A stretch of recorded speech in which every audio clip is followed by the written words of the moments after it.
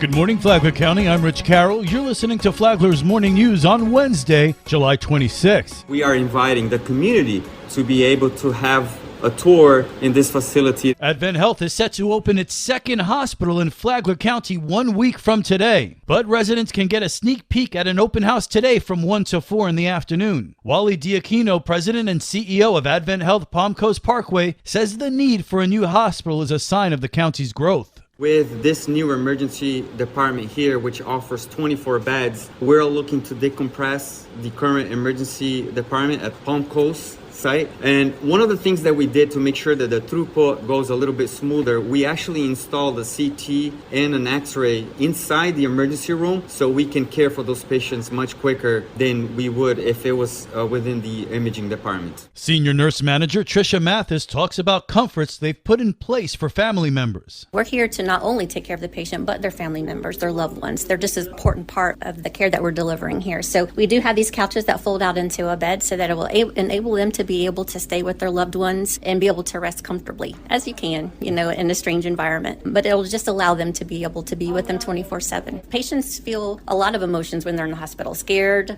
vulnerable. So having that loved one be able to be there with them 24/7 just gives them an added peace and comfort. New furniture was bought with more than $1 million raised by the Advent Health Foundation. This local news is a service of Flagler County's Toyota dealer, Beaver Toyota, US 1 St. Augustine, here to wow you.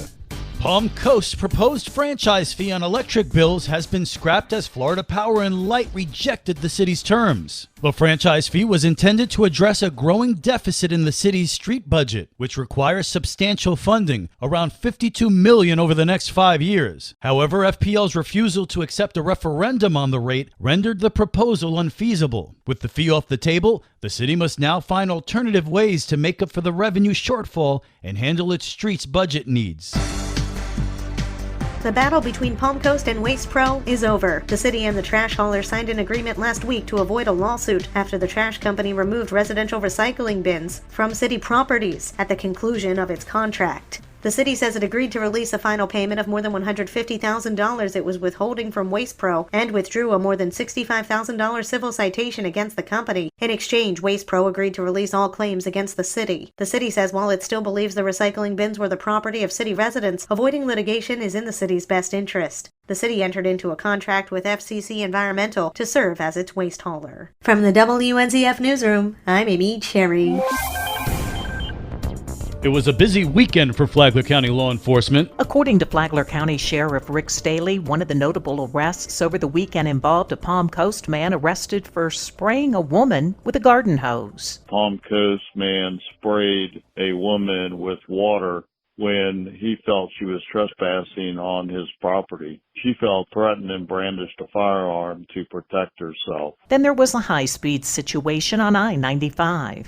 A reckless driver on Interstate 95 were racing and passed the sheriff's office marked vehicle at over 100 miles an hour at mile marker 289. Deputies attempted to stop the vehicles. Deputies did not pursue the vehicle, but then found the vehicle crashed in a wood line after it struck another vehicle. In all, Flagler County Sheriff's Office deputies made 23 arrests last weekend and handled 890 calls for service and made 158 traffic stops. For Flagler's Morning News, I'm Karen Johnson.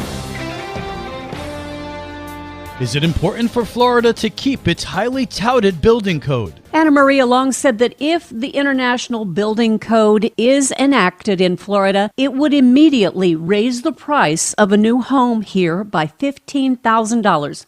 She did say there is hope that the state will be able to keep its own building code. We had, I believe, 18 legislators write a letter to a department that needed to handle some legislation, and they all signed it. That was immediately following our meeting with them. Long is the executive director of the Flagler Home Builders Association.